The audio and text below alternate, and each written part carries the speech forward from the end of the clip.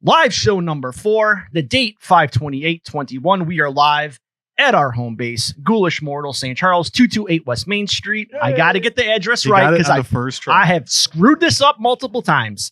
Yeah, today's the 29th. Today's the 29th. I already fucked that up, but hey, it is what it is. I wrote this on the 28th, but I don't care about that.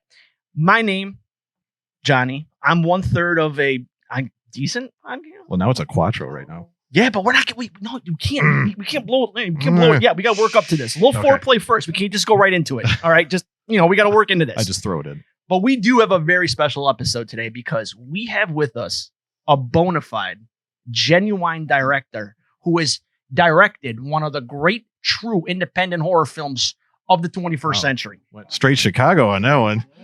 Jeez. I'm excited for it. They're excited for it. I want you to be excited for it. If you want to find me on Instagram, and before I do my full-blown intro, I want to talk about Instagram for a second. Oh, God. You can find me on Instagram at I Know Johnny.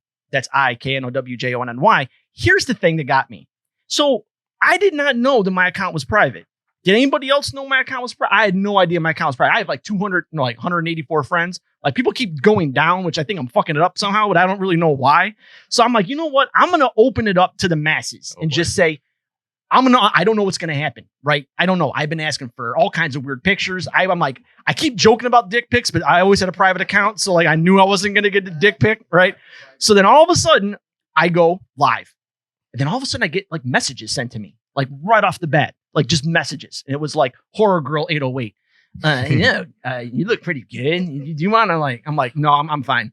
Like, okay, whatever. So all of a sudden, like another message comes across. It's like Horror Chick 69. She's like, hey, you a single fella? I'm like, yeah, but no, I'm good. Then all of a sudden, like, here's the thing. I look at screen names and it throws me off, right? I see Horror Girl 808, Horror Girl 69. Then all of a sudden, it's like 11 o'clock at night. I get a DM, and I don't know what DMs are or why someone's sliding into it. But when you get a DM from someone named Black Martin, I got to be completely honest with you. I wasn't 100% sure what was going down. And it was like, what are you doing? I'm like, I don't know, Black Martin. I don't really know what's going on tonight.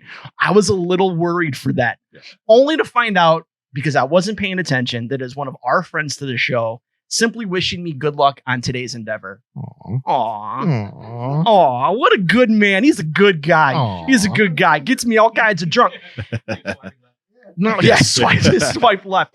The person to my right, the one that makes all of us sound amazing. She's the boss of the show. She's my friend. She's doesn't have a microphone. Her name is Brandy. The person to her left and my right. Hi. He's also one of my friends. And I told him I'd give him a proper introduction today. Claims that every time. I listen. It's summertime. We've all been working out. The dude runs like 2 miles a day, right? He kills it. He's killing it. And I've seen him. I've actually seen this man in cutoffs. He gives new meaning to the phrase Chicago Bear. He is Logan Lynch here, ladies and gentlemen. You can find me on Instagram at I am Logan Lynch. That's IEMLOGANLYNCH. Should I do our introduction of our actual off-brand? I think you got to tell them how to find our websites, our Facebooks, and all the other social media. So we're going to go through stuff. The usual goodies. Website is oftbrand.wixsite.com. That's oftbrand.wixsite.com. And /podcast podcast. Then we also have an Instagram at oftbrand_podcast. That's OFTBRAND_PODCAST in case you can't spell. Facebook and YouTube, just search Off Brand. You'll find us. Off Brand Podcast. There we go. Hell of a sales pitch. All right, I don't know. They'll find it. I don't even know how to really do this. Yeah, this is pretty cool. Like we're virgins when it comes to this, so sorry. We'll try our best. Should I do it? You know what? That would be interesting. No, let's try. We'll try, and then if it's bad, you just say no, and then you do your own. How about that? There. I'm going to consider it. I'll do the introduction because I wasn't sure what you were going to do or not on this one. So what's awesome about this director, and I'm going to do a proper introduction, but I'm going to let him introduce himself too. He's a local boy. I'm going to call Northwest Indiana local. Yeah. I love it. Midwest, love it to death. This guy to the right of me, I'm gonna give you again. You're gonna do your own little. Because I don't know how to properly introduce you. What? I'm trying to think of how I really. Johnny's speechless. You made Johnny speechless. I don't want to insult somebody. No, you're not insulting. You're trying to think of good words. You want to be. Just pretend like you're at his funeral. I don't know. In that sense, he made a badass movie that we're going to watch today with a whole room full of people. The man is a skateboarding fan. He's a punk rock fan. He's a music fan. He's a film aficionado. He went to school for it. He is Jason Zink, writer director of Straight Edge Kegger. Yay. Thanks for having me, guys. Thank you for being here. So before we get going on this film, let's do a little background on how the film came to be, and more not so much on the production side of it, but we'll get to that. Here's what I want to know, because I want to go right off the bat. You entered this in film festivals. How many festivals has this movie been in? What was that even like? Well, we did. Wow, I have no idea what the number would be at this point. A few dozen for sure, and then I did a tour all around the United States, basically, alongside it. Like, we did our own little launch tour as well, but just the festivals, I went East Coast, West Coast, almost to Canada. And it played, like, the first place it actually played was Italy, but I didn't get to go there. So it played kind of all over the world. Oh, wow. But yeah, it's all over the place. Global. He's global. Global. We're going worldwide. There you go. Hey. Soon to be a Shudder exclusive. Maybe. It's not exclusive. It will be on Shudder. It's going to be on there. It's going to be on Shudder. It will be on Shudder, and we're super pumped for that. But no, it's not going to be exclusive. Okay. Is it going to be a horror box DVD giveaway at some point? VHS. You know what I'm talking about? I know. So, okay, yeah, it's the subscription box, right? Yeah. They love promoting indie films. Like, I'm not sure what's going on with that. So our distributor, I pretty much have kind of put everything in their hands. And so far they haven't really steered me wrong. So it's kind of up to them. But like, there's a lot of decisions that are being made now that I don't really know. So somebody recently tagged me on Facebook and said, should I buy the movie at Best Buy or from you? And I was like, haha, that's pretty funny. Like, just thinking they were messing with me. But then they sent me the screen grab and they're like, no, it's at Best Buy. And I'm like, oh, I had no idea. So really, like, once it leaves your hands and like the ball really starts getting passed around from person to person, I have no idea what the hell's going on. I'm lost. I gotta say, but I went to buy it, but I'm gonna buy it from the man himself because that's what I want to do. But I've seen it on Amazon, I've seen it on Best Buy, and I've seen it on your website. If people wanted to find you or learn a little bit more about the production of the movie or even how to acquire it, where can they go online? Yeah, most of it's just looking up Weird on Top Pictures. We have a Weird on Top Pictures website, just weirdontoppictures.com. We have a Weird on Top Pictures Facebook, Instagram, all that stuff. But I'm an open book, so people can feel free to reach out to me on Facebook, just Jason Zink. And as long as you're not an asshole, I can talk to you about whatever you want. Nice. I love it. All right, before we get going and watching the film, I want you to do your sales pitch for this film for the people here. What could we expect? If you were to sell it to a bunch of people who have no idea about horror, how would you sell this movie to us? No idea about horror? Okay, that's difficult. Okay, so it's a punk rock movie. It's kind of a coming of age story. It's about a group of friends who have these ideals that they stick to, tooth and nail. And when one of their group members leaves, they only know how to react violently. And when somebody dies, they all have to dig in their boot heels and fight it out to the death at a punk house show. I tried to keep horror out of that. I love it entirely. I love it. But I want to talk. Well, we'll get to that in a second because the idea between thriller and horror is what I know we've talked about this. Yeah. And that's something I want to broach with you when we actually get to the full blown show. But without further ado, I give to the people in the audience and those at home, Straight Edge Kegger.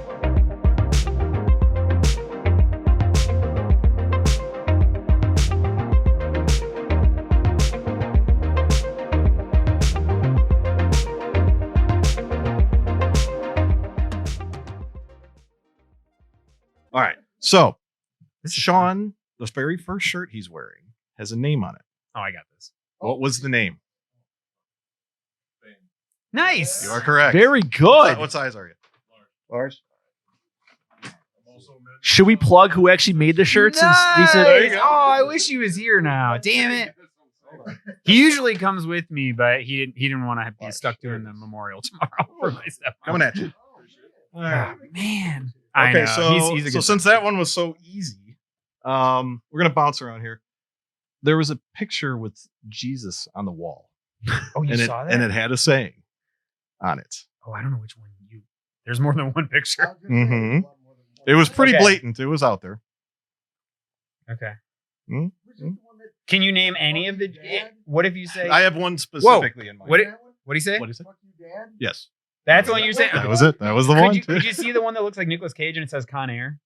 Because that's my favorite one. God. Oh, that's fantastic. You've already got like 10 shirts. You want another one? Or? I went to a bar in Atlanta called Church, and they had all these like biblical portraits that people wrote. Yeah, I only have like 2. And it gave me the idea, so we did one of those. That's awesome. Like Nicolas Cage is our end all be all. So like Nicolas Cage has been like a favorite with us. All right. Yeah. Okay, sorry. All right. This is kind of another easy one. They played a record when Sean and Brad were drinking. And what was the name of the band that was playing? Ooh. Does it start with an N? You can't answer. What the fuck, man? You can. Well, if nobody else wants to. Yeah, you can get a shirt. If nobody else is weighing in, I don't even have a shirt, and I work for the show. Give it to him or something. It does start with an N. Yes. I'll say that. I'm not going to say who the band is. Yes. Yeah. Here you go. Would you like to bequeath your shirt to You got- somebody in the audience? Does anyone know anything about the band Noose? No. Noose was a hardcore straight edge band that was so rough and like militant that they got kicked off their record label because they were trying to get people in the crowd to beat up people with beers, or if they were smoking outside, they were like, elbow those fuckers in the face. Like they were just really militant about it at the time. So were they? And they're the nicest dudes in the world. Like now, like no, they just even like I offered them money to use their music, and they were like, you know what, we're not a band anymore. So whatever you were gonna give us, just give it to like an animal rights organization. Like, so I started like walking dogs, and I donated food and stuff. It was really nice. It was That's very awesome. Cool. Yeah, they all have different bands, but God, Noose is so good. Okay, so I've got another tough one. This one you had to really pay attention. You might know this, but all right. I better. Sean has a tattoo on his left arm. What was the tattoo? Which I should know this. I live with the guy. Like, that's true. As soon as you say it, I'm. What? It was hard. This is fun. It was I hard. like to this. It was hard. It was hard to see, but. Oh man. Mm-hmm. Oh wait. His left this arm. Mm-hmm. Oh, okay. Can I say it?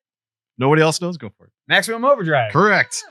Bonus points if you know what it's actually the truck that it was. The face of the. Green It's Goblin. the green. Yeah. Yes. But do you know the name of The toy company? I'm not gonna say shit. Yeah, this is every day with me. We can't go to lunch, and he's not like, I got a question for you. I should. Do you remember Emilio Estevez when Happy he was Toys in the truck. movie? Happy Toys. Sorry. Okay, so I just had to. That was throw fun. that up. For some reason, when you said left arm, I pictured like right here. Mhm. I was really lost. Yeah, but it's like right there. That's why I'm like. Logan's That's totally- unbelievably generous. He'll take you to lunch and be like, "Oh, I bought you tacos," and you're just like, "Awesome." He's like, "Scare package, third skit. Gentleman is wearing a flannel. What color is the fourth line from the right shoulder blade?" And you're just like, blue. He's like, "Fuck, you got it. Here's a taco." Just for a bonus question, the kid that gets bullied in the beginning has a tattoo on his left chest. Oh, I got that one. Yeah, I got. Yay. So I just want to throw that one out there. What was the shirt he was wearing? Oh my God. Because it looked like Budweiser, but clearly wasn't Budweiser. No. It said Trumpweiser. Yeah. And we were so stressed that night because we almost got the cops called on us where we were filming because we got permission to film behind the restaurant, but we didn't think about the parking lot we'd be setting up lights in. So this drunk guy showed up threatening to call the cops on us. So we had to hurry up through that whole shoot. And we got done, and I'm like, guys, you can't even see the fucking shirt. Like it was the whole point. So, But they didn't even care about the shirt, right? So yeah, and that all comes from straight edge culture. Well, that's not true. It comes from punk culture. they take Nazi shirts off of their backs. They won't let you walk around a party wearing like a Nazi sympathizer shirt. So I thought, what if straight edge people did that? For all the beer shirts. Interesting. Okay. All right. I think that's all. I mean, I have one more, but well, let's hear do it. you want it? Okay. This has been There was something on the glasses that Sean and Brad were drinking from. Oh yeah. Oh. When they were doing playing music, just sitting in the living room. Mhm. Right? But I think he's saying, what is it? What was on the glasses? Was it ghosts? No. One. You Was it know bats? how you doing that? It was bats. There you go. Spiders. Yes, it No, was it spiders. was bats. It was spiders. Whatever. It was I knew there it was a something tarantula. else. It was bats. Damn it. Nicolas Cage we is might the have to- fucking father. There I'm we saying go. that shit right now. If the director was here, I'd tell you. He'd tell you. I would tell you that Nicolas Cage was a part of this movie. Somebody's dead. Somehow. I do a weekly screening series. Oh yeah. The duct tape 40s was fantastic. We've all been there before. We've all been there. I do a weekly screening series in Lafayette at a local bar, and we're starting it out with back-to-back Nicolas Cage. It's Face Off and then Con Air. Nice. That's awesome. There you go. Yeah, We're doing like a blockbuster summer month. All right, before we do I guess we got to do our re-intro to Yeah. everything, which we're gonna do. But before, fun fact, they are actually making Face Off 2, Yes, which and it's directed by Adam Wingard, right? I think Who so. did You're Next, and he did Godzilla Yes. vs. Kong. I heard they were originally trying to do an actual sequel, and then they're like, "No, we're just going to make it." I think it's like a reimagining. Oh, I thought it was going to No, be. I thought it was a with straight them. sequel. That's what I thought. Yeah. I Last think I heard they might anyway. have. Yeah, it keeps changing from what I've heard, but yeah. I think the problem is Travolta now has so much work done. Yeah. that he can't really have I was just saying. say. Yeah. Oh the, man, the guy who gets stabbed through the stomach with the machete in the backyard. His last job in film in Atlanta was being Nicolas Cage's assistant, and he got fired after 3 days. Nice. that's fantastic. So stupid trivia thing. So in Face Off, Nick Cage has a gun holster that's like double, like two guns. Mm-hmm. I used to work for the company. Well, I was a consultant for the company that actually designed that. Really? Yeah. There we go. That's pretty cool. Small world. I don't have any fun Face Off trivia questions, but I Oh, did. closest I But get I did get Face fucked up a night ago. Off. Watch Get Shorty again, and that was an awesome movie. Yeah, I'm just there you saying. All right, I so get told I look like Nicolas Cage is all. That's about as far as I get with my Nicolas I could Cage. see it. Oh. From behind. Yes. Yes. It's my good side. I can see it now.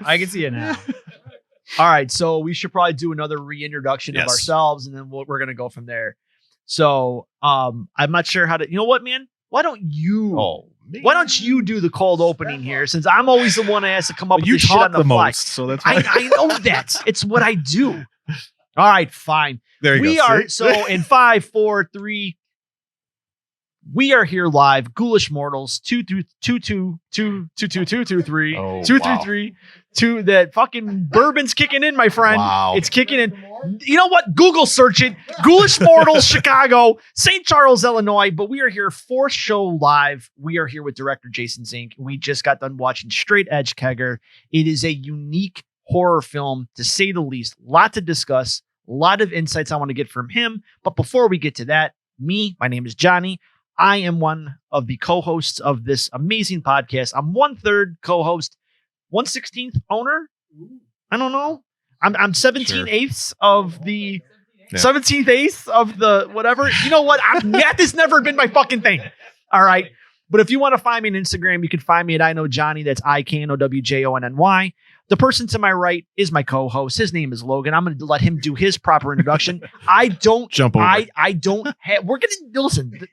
The master of ceremonies, My our reading- official, the third member of Run the Jewels. To my right, he'll do his own introduction. But before we get there, my co-host deserves the time, his Sure. spotlight. Go for I get it. a little bit of time, right? Logan Lynch here. You can find me on Instagram at I am Logan Lynch. That's IEMLOGANLYNCH. Ta-da. And then let's see, I'm going to do the off-brand stuff real quick. So we've got off-brand, we've got a website, offbrand.wixsite.com/podcast, oftbrand.wixsite.com/podcast. And we have our Instagram, which is at oftbrand_podcast, OFTBRAND_PODCAST. Ta-da. Yeah. That was quick, huh? No? Shit. Facebook and YouTube. Look us up. So it's Off-Brand Podcast on both of those, right? Good. That voice from the heavens is our producer. She's known around these parts as Brandy. She's also the 2 3/3. Did I get it? Oh man, that second grade education's kicking in. So we are here live with Jason Zink, and we just got done watching your film as you brought to us a movie. I didn't know what to say as you're drinking. I was like, I caught him off guard. I didn't know how to fucking kill time. So I'm just staring. How do I fucking do it? I don't know what to do. I'm not new to this shit. I don't know what to say. But Straight Edge Kegger. Let's talk about this film from a starting standpoint. At what point did you, when you were maybe it was before school, in school, how did you come up with the idea of Straight Edge Kegger? I mean, it really just started because, they say write what you know, and I had spent, several years writing all these scripts that I had no way of feasibly shooting. And so I was trying to go back to the drawing board of like, okay, if I can't get money from somebody else and we have to do this like totally DIY, how can I make that possible? What do I have at my disposal? And so I realized that my house was like the best asset that I had because I don't have a landlord, I have a slumlord. And he lets me do whatever the hell I want. So I thought, okay, we used to throw punk shows here. My 2 favorite things in the world are punk and horror. So I need to combine that. And funny enough, the original idea was to make it about neo-Nazi skinheads. And then Green Room came out. And I was like, shit. So I had to go back to the drawing board and I was like, man, what else hasn't been done? And Straight Edge. And as soon as it popped into my head, it just kind of flowed out of me. You know what I mean? Like once I started writing, it's like it took me a couple weeks to write the script. When you were writing it, did you have, so obviously for those that have not seen the film, and I don't want to like spoil the movie, like it's the one thing we're not going to do as we discuss this, but music obviously plays a huge factor in this. When you were initially started writing the script for the film, were bands and music influential in your writing, or did it come after you wrote the script? I'm going to say both, but without the band Ugly Bones, I would not have even thought about making this. Like, it was because of them, because of my relationship with those guys that's developed over the years that I thought it was possible. Like, if Ugly Bones said, no, we're not into it, we don't want any part in this, then I wouldn't have even tried. I just wouldn't have, like, even like the house show band, like I love them to death, but it just doesn't have the same feel as that opening does, and so that's kind of what I was scared would happen if I just picked some other random band. Like there were 4 bands that played that show. You don't get to see that. You just get to see Ugly Bones. We filmed there for like 8 hours or whatever at the Subterranean, and we just filmed the crowd during the other bands. And the other bands were great. Like loved them, had a great time, but it just doesn't have the same intensity. Like Ugly Bones, even though they're super fun and funny, they have this like animosity that I just love. And it's what got me really like pumped up thinking about the movie. And that's when you're watching the film, at the very beginning of it, one of the things that it says is to play the film loud. And so here this is where my brain goes, right? There's another movie that's out there in this world called The Mist, which is a Stephen King short film that was turned into an actual horror movie. Now, for those of you that don't know, if you own the Blu-ray or special edition DVD, you have the option of watching it in black and white. Now, I will tell anybody out there, watch it in black and white and watch it in color. You get 2 different films. And I'm interested in going back and watching this movie and almost not necessarily killing the sound, but I'm interested to hear without the sound of what I would get from it. Because I think that would change how I saw the film itself. When you have to then visualize the words that are coming out of their mouths and then trying to put in like what is the context of the film, but then you hear it from the punk music just blaring at you, it changes the film. So when you watch this film to start with and it says play it loud, listen to what the movie says. Jack the volume up, blast it, because it does build this sense of, as not to steal your word, but I like the animosity that it builds within you. You start to get anxious. You're fired up, and you want to see where it goes. There's like hostility, and because of that, the movie itself takes on a new connotation for you. That's my opinion. I want to hear what the viewer has to say, but that's what I personally feel from it. See, I'm hard of hearing, so that helped me. do you know what that opening text is from? Because it's from another movie. It's taken. It's sort of an homage, but it just the play loud one. Is it similar to your postcards? No. Okay. Good guess. That's where I was going to go. So no, I don't know. They do the same thing in the opening of Driller Killer. And I've always liked that movie. You know, it's not one of my favorites or anything, but I happened to be watching it again when I was working on pre-production. And when that popped up, I was like, well, that fits our movie better than theirs. so I thought it was a neat little, it's a little homage, there you go. I like plugging in all my horror nerd stuff, even if it doesn't fully apply to like the stuff I'm making. So as much as I want to keep going with the film, I know Logan's got a couple questions about horror because he's our resident expert as it pertains to horror movies. As you could tell, his trivia questions were fucking top notch. So, I mean, Driller Killer, that not everyone out there is going to know this film. Like, that's awesome that you even have that as one of your top, not maybe not your top movie. It's not my top, but I really like it. But I'm sure that's where I was heading. My co-host has a couple questions for you. So I'm going to hand it over to Logan for a second. They're kind of simple, but I'm going to ask favorite director. Oh, that's just if you had to, if you were on a, if somebody came to you and said, I need your favorite director. I know it's hard, but I'm just going to pick one. Sure. And he's not horror. Okay. P.T. Anderson. Wow. Okay. I'm not saying I make movies like no. P.T. Anderson. No, I'm not saying that. No. But I think I'd pick him. Do you take influence though? Oh yeah, Some? for sure. Okay. Yeah. All right. Now, then that's going to lead into the one that I'm sure everybody wants to know. Favorite movie. Now, that could be. So the reason I asked, hold on. The reason I asked, I'm more, so I'm the type where it's more, okay, I can watch a movie 50 times and not get sick of it. So that could be your favorite movie too. Just, I don't want All right. I'm not trying to corner you, but I am trying to corner you at the same time. Okay. All right. Then, also not horror, not really. American Movie. Okay. The documentary about Mark Borchardt and Mike Shank. They're filmmakers in Wisconsin in the 90s. I've probably watched that movie 100 times at least. Love that movie. See, okay. I don't know that one. Why am I thinking the one with Paul Giamatti? What was the one that he did? About where he's where he's the art? No, where is it? Maybe I'm wrong. American Splendor. That's it. Thank you. Okay. Yeah. I got 1 out of 2. I got 50%. There's also American Beauty. There's like we could just keep American History X. There's a whole bunch of stuff. We're not full of ourselves. I'm not gonna act like I know everything. I definitely do not. So I do like that. I mean, we're here with an actual horror aficionado. So I always, when people message me on Instagram, and I know a lot of times it's trying to be like, oh, by the way, I'm stuck in some foreign country. I need $50. Can you help me out? Whatever.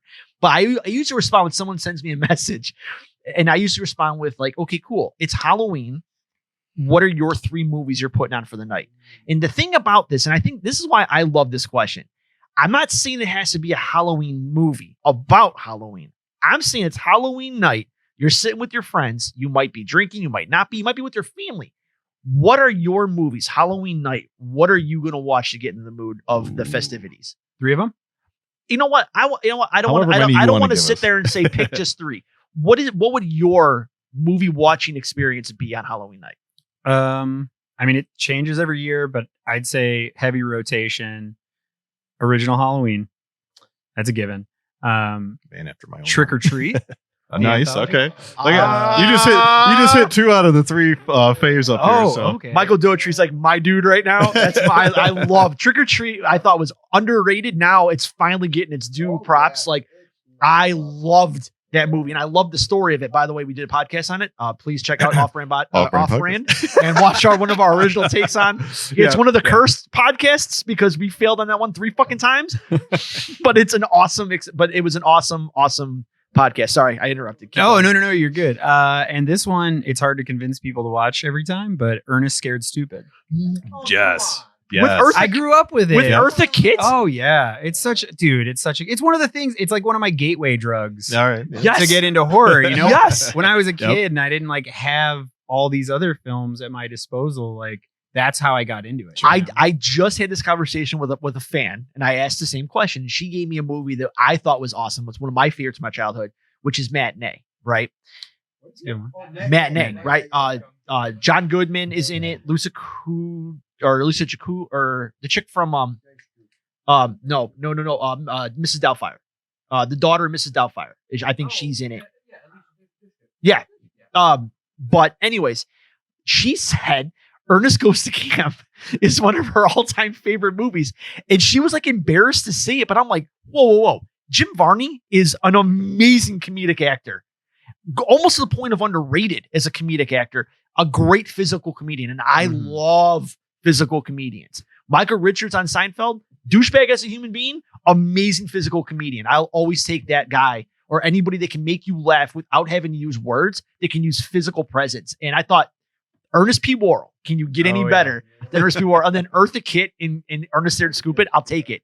And that's why, have you seen, and I mean, I'm trying to want to deviate too far from your movie, but have you seen the Adam Sandler Halloween movie on Netflix? Yeah. Nope. Hubie Halloween? Nope. Yeah. It had kind of the Ernest Scared Stupid It's concept. okay. It's dorky funny is a good way to say it. Yeah, but it is no Ernest Scared Stupid. I'm coming at you, Adam Sandler.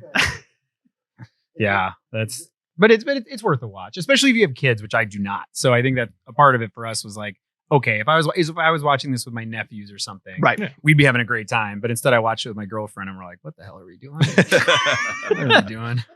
And you still watch. I did watch it to the end. Yep. Yeah, and we laughed pretty hard at some parts. The So things you do for love. All right. Let's just be honest here. One of the things when I was doing some research on your film, and I know Logan and I had this conversation, it seemed like a lot of your casting was local actors and actresses, other than maybe your lead. I think your lead had a little bit more. He's a Midwestern guy. He is in wow. What is that state called? He's in What's it look like? I'm gonna say it wrong. I think he's in Maryland. Okay. He's gonna be so pissed at me that I can't think of this right now. Because James, But yeah, I had to import him. James, your antagonist is from Joliet. Yep. If I saw that correctly. And he's still there. Yeah. So when you put out the casting call for this, did you seek out local talent? Or because I guess where I'm going with the question, I'm gonna hand it over to you for a second here, is in order to capture the essence of punk music, you can't go and grab somebody from like Arkansas and say like, hey, by the way, we're gonna take a city perspective of punk music and then throw this, like, you have to channel that. You have to have somewhat of a background with that. So that's my question, I guess. When you were putting out the call, did you look at people who had that liked punk music, had a background with it, or did you just seek out local actors? Like, what was the process? Well, so a lot of the people in the movie are actually just friends or people like that I knew were in the punk scene already. You know, that's a big part of the beginning of it. And the other thing is Corey Kays, who plays Brad. He actually used to be in a punk band. Oh. So full disclosure, like our two leads, the protagonists, you know, you have Maybe and you have Brad. They were just mine and my girlfriend's favorite picks from just the headshots. We were like, you know what? We can just picture these two doing it. But then we went through all these auditions. We had like over 400 people apply, and we didn't interview 400 people, but you know, from all the people we picked, you know, we had probably like 12 auditions or so for each role. And it was just obvious that it was them. So it was really weird. Like, you shouldn't judge a book by its cover, but like, that's really where it started with them. But then it kind of worked out because, you know, Evie was amazing. She played Maybe, and she was local. She was in Chicago. Julio, I didn't even want to meet with. I've told him this, so this is not a secret. I pictured so much like a beefcake, like domineering dude. I thought we need somebody so scary. But we were having trouble. We were finding these guys that look like Vikings, and I'm like, well, that looks weird too. Yeah. And my girlfriend, who's also my producer, Shelby, she convinced me to meet with this guy, and he just knocked it out of the park. Like, his audition was just so good that I was like, I didn't tell him right then. I told him months later, I was like, I'll be honest with you, I didn't even want to meet with you. And then you did so well that I was like, it has to be him. Now, I don't know. I know we talked about it before. I have no idea what the editing is going to be on this, but I did get a sense of Negan from. Oh, dude, his audition was Negan, and he told us that. Like, he said, like, well, because so funny enough, the only thing he had ever been in before our movie, he's been in stuff since then, but he's in a Netflix show for a few episodes. It's their version of American Ninja Warrior. It's called, I think it's called like Ultimate Gladiator, something like that, or something like that. But he's in that show, and it's super funny. Like, he's just jazzed up the whole time, and he's such a fun, like, energetic guy. He's so positive, and which is the opposite of who he is in the movie. But yeah, that was the only thing that he was actually in at the time, and so we kind of had to take a gamble putting him in the movie. But he did a great job. Did I answer the question? I don't know. You did. Did I get sidetracked? And then what some. happened? No. So I'm gonna deviate a little. I've got a question. Are you a sports fan? Not really. I watch. This is on everybody's mind. I watch. Oh, that's weird. I watch Blackhawks games and I watch some White Sox with my dad, and that's kind of it. Okay. Why? No, just what checking. did I do? What did I do? No, we're just checking. We're just checking. I wanted to see if you were gonna go Chicago area or were you gonna go. Different. No. So I think Pacers. I think football is the most boring thing I've ever seen. I also don't like basketball. Okay. I've been to one Bulls game my whole life and one Pacers game. Bulls was way more fun. Jordan was rocking 45 when I saw him. Oh, so, nice. Okay. Yeah, it's been a long time, but yeah, I'm not a sports guy. Okay. I like skateboarding. That's kind of my thing. Okay. All right. So then I don't know a ton about skateboarding, but I know enough to have the question. Like, when I was younger, like, Thrasher magazine was like the magazine you would read still and is. learn. It still is probably. Favorite skateboarder growing up. Who you going? Growing up? Who you going with? Because I mean, like, obviously Tony Hawk like set the standard for like, and then the video game introduced you to other skateboarders, right? Like, you could look at here for me, like Jason Lee as an actor was actually a pretty damn decent skateboarder too. For sure. So skateboarding, just to break up, we'll go a little levity in the conversation. Give me your skateboarders. Who do you like? Who do I like? I mean, I like so many skateboarders. But when I was a kid, probably Andrew Reynolds. Jamie Thomas. Jamie Thomas is still probably my favorite skateboarder, honestly. But there's a lot of guys I like. I like anybody. Again, the punk influence is kind of a big thing. So like Jim Greco would skate to Black Flag, and so like the first time I ever heard a Black Flag song was in the Zero Misled Youth video. And so like this was in the early days of the internet and like downloading music, but I basically learned about punk through those videos, and I would just go search it out, and then I would go down the rabbit hole and find more. And it really started with skate videos. Jackass started from skate videos. Yeah, right? From CKY. CKY, thank you. Yeah. I keep thinking DIY because of the tattoos. Yeah. It's stuck in my brain. But did you take, because a lot of the like punk music influenced Jackass in terms of their movies. Mm-hmm. So were you influenced from those early skate videos to bring into did you use some of that? Because it's interesting to see in some of the cinematography of the film. I could see some of it from the old skate videos from when. I mean, I don't want to give too much into Johnny's background, but I used to work at a store that used to, build skateboards. So all we had on repeat was skate videos. That's all we would watch. And I could see, I still remember the music and then the cinematography, and I could see it in your film. I could see the inspiration. Yeah, it makes even some of it's probably just like in the back of my mind. I wasn't like really trying to put that out there. But yeah, it's like, so I don't know if you guys noticed this, but we actually had two cinematographers. Yes. Yeah, we had one who worked on our last movie, Christopher Purdy, so good. But he lives in LA.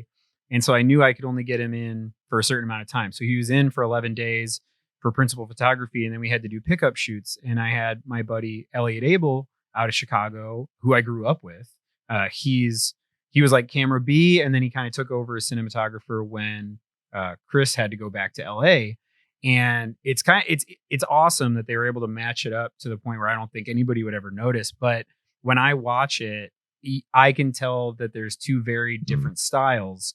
And Elliot's is a little more like me. It's a little less book learning and a little bit more like primitive. Like we're a little bit more just like throw it up on your shoulder, let it be a little shaky and a little hectic, like the old Sam Raimi stuff. Chris he's used to shooting commercials and these beautiful sci-fi short films and stuff. So I would have to be like, dude, I want it to be handheld. You gotta like rock your shoulders. And he's just trying so hard to keep it steady and smooth. And I'm like, it doesn't need to be smooth. Stop it. So that's pretty interesting. I think it blended well though. The way that I think so too. That it worked. Yeah. They did such a good job. Yeah. Like, especially so the camera we're being filmed on right now is nicer than the camera we shot the movie with. Like we shot this movie with the original Blackmagic Pocket Cinema camera, and I think it looks very cool and it looks very like grungy and DIY. You want that grit. Yeah, it's gritty for sure, but like it's not the ideal situation, and the snowball just started building. I guess like I got those cameras for a different film that we didn't get to make about 4 years earlier. So Chris shows up to set and he's like, "All right, let's shoot. Let's see the camera." I hand it to him and he's like, "What the hell is this?" I'm like, "It's a camera." And he's like, "Why?" And I'm like, "Because that's what we bought." He's like, "Dude, that was 5 years ago." Or whatever. He's like, "New cameras have come out." And I'm like, we're 2 days out, so let's go, you know? So yeah, it's amazing that we got what we did out of it. And I really think it's a testament to their skill because it doesn't look too ugly anyway. No, not at all. Each camera body costs $500, and I would nothing. be critical. I would say like I didn't like something either if the scene jumps too much. Sometimes the way how your eye centers in the film shot, what you see on the screen, it can make a difference. Yeah. Me personally, I would love to have seen it in black and white. I don't know why, but I love noir. But I love. To me, I can go back and watch The Birds without, not because I'm a Hitchcock fan, but I could watch The Birds, and there's just something about that movie that's just amazing. And if it was in color, I'd have hated it. I don't know why, but there's just something about seeing colored version's still good. Oh, it would. It's a Hitchcock film. Like I'm not going to shit on a Hitchcock movie. But who the hell are you? I like that. Like the absence of color allows you to then visualize it and you conceptualize it in your own eyes, right? Of what you're seeing. Then you take things differently. It's why I say go watch The Mist in black and white. Get the movie. Get on Amazon for $4.99. Buy it and watch it in black and white. And then if you think that you will see a different film, I promise it. Definitely do it. So I got one more quick question. This is not like a sports thing or anything, but so I watched your little behind the scenes video that you had on how you wanted to keep things practical. That you're a big fan of practical. Mm-hmm. Oh yeah, YouTube baby, gotta get out there. And gotta get out there to YouTube. Yeah, come on. Is there you mentioned because in that video there, just so everybody can understand what I'm talking about. He mentions that the scene where they're driving and the camera is on the back of the car. You could actually see the shadow, correct, of the camera, or you were able to hide that digitally. Digitally, I had to hide. And I think you said something along the lines of that you didn't like to have to go to digital, but after playing with it, you felt like it's something that needs to kind of be there. Do you plan to do more with the digital side in further films, or are you going to try to stick to practical as much as possible? Practical as much as possible. I'm very much like I only want to do it if it's absolutely necessary to fix a mistake. I would never plan on doing it. Well, I can't say never. If somebody's like, you want to make the next, Transformers movie, then it's like, it can't all be practical. True, although that'd be fun too. Yeah. But yeah, so I would like to keep, really it's like, I don't want to be able to tell that we went there. Sure. I guess if you don't notice it, so everything seems practical, then I'm a happy camper. If instead, like there's movies that I used to love anyway, but like, so The Devil's Rejects is one that I think about. I used to love that movie. Now I can't fucking stand it. But I'm sorry. Should I not? No, you're nope. Okay, I haven't even. No. This is adult only. I'm sorry. All right. My virgin ears. Yeah. Sorry. All right. So, you are fine. All right. So I used to love that movie. Now I can't stand it. Can't fucking stand it. But it always bothered me from the first time I saw it in theaters. It bothered me that the blood was CG, to the point where. In his defense, the reason he did that was to get around an X rating. Yeah. No, whatever. That's what they claim. I'm just gonna throw that out there. Go not rated. Like I don't understand why people keep doing this. And then go not rated. Yeah, and things like what's his name? Six. I can't think of the director for Centipede, Human Centipede. He was running into X rating, so what he did is he filmed it in black and white, so that you can't tell that it's That was how he Wait a got around second. it. Hold on. Yeah. Human Centipede 2 still. Wait, is it rated R? Yeah. No way. Yeah, the second one. When they're busted out teeth and like. Oh yeah, because of the black and white. It was Isn't going to get there an X rating, but he was able to get an R. Yeah, if you Because shoot of in that. black and white, it messes Yes. with the with. Hold on. the- Isn't there a baby that gets stuck under a gas pedal in that movie?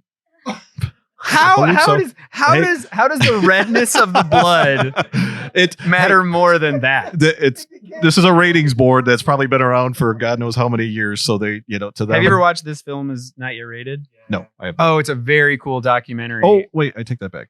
and Maybe he I like didn't see that hunts down the people that are one. on Yes. the board. Yeah, and they're stuff. like Oh, they're man. only supposed to be on for a certain amount of time. Mhm. I did see that. Yes, I did. Yeah, it's pretty Yeah. good. Pretty Yeah. good. But yeah, I've never had a film rated, so I haven't really had to deal with it because it Okay. costs money. Yeah. That's the other thing they don't talk about. It's not like a voluntary system. It's not a government organization. A lot of people think that it is, but it has nothing to do with like they just made it up. Yeah. really. Yep.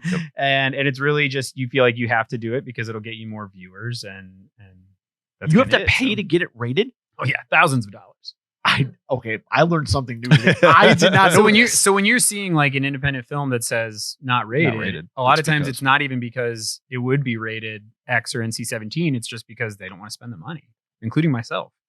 You Wow, know? I never knew that. Which to me is a good ploy to, not a ploy, but a good way to get your film noticed more is if you don't have it. I would. I mean, I'm not gonna lie. You If run someone into said like distribution issues not at that like point, not but yet that's- rated would be. Yeah, Oh, yeah, that's where they see. That's why you're the Yeah. smart one of this group, my friend. Say in that documentary that in fact the problem is that a lot of cinemas Yep. they won't show Unless it's an art house, maybe. Yeah. exactly. Yeah. Mhm. Was Piper Alley still open in Chicago? I think so. I don't know if it's called Piper's Alley anymore, but That was my first art house horror films. Yeah. I'm sorry, what now? yeah, yeah. Oh no, yeah, because that's where I saw Blair Witch Project. Yep. Was my Yeah. first art house film was Blair Witch Project and scared the fucking shit out of me.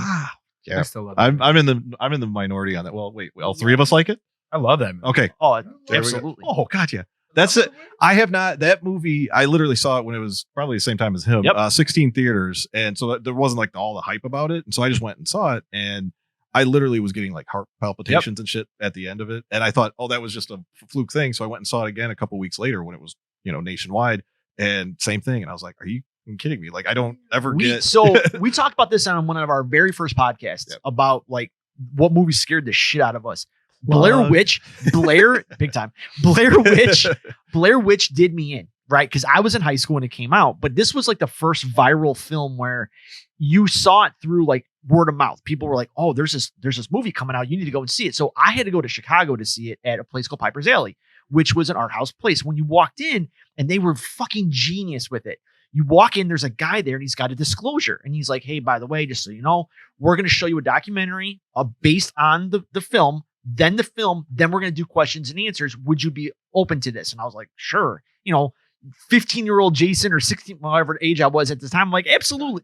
Oh, podium. Can't do podium online, buddy. Oh, fuck that. You didn't hear shit, people. We only got like 3 people 16-year-old Johnny. 16-year-old Johnny.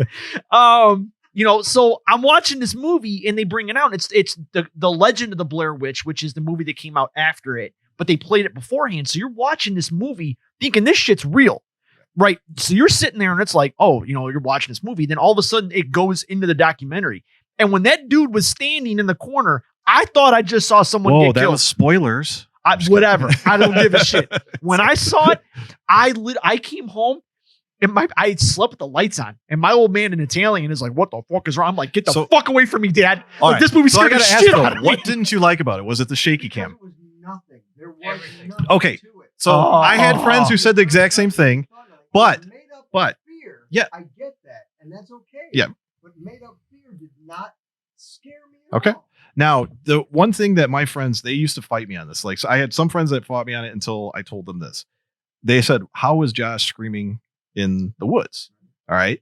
Josh was screaming in the woods because there's an old witch's tale that if a witch pulls out your teeth and your tongue, she can imitate your voice. Okay? So now, does that change your perspective on it a No, little? because unless you were there watching it and knew that, and they I explained didn't, that and I to still you, liked it.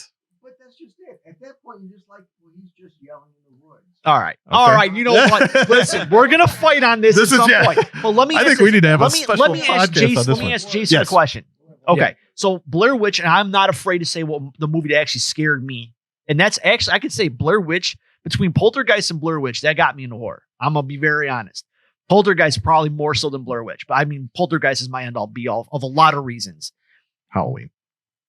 Yeah, I mean, but I didn't see Halloween till I got older. Oh, I mean, I didn't see it till I was over maybe 16 at the time. I saw it when I 17. was like 8. Nah, I was in a Godzilla. Parents at that went out point. one night. I'm All like, turn on Well, channel well, 7. So let me ask this: what was your first movie horror-wise that actually scared you, Oh, scared me. or Yeah. not? Maybe not scared you, but just it doesn't have to be You got something a- like like a a physical? jump scare, but just something that you saw and you were like, "Oh shit, this is awesome!" Like it made You your know- heart race. Like something about it, whether it be horror. Well, there's a lot scary- of those, but the one that I can remember being actually, it wasn't that the movie scared me, but it did ratchet up the tension enough that when somebody walked into the room, I freaked out.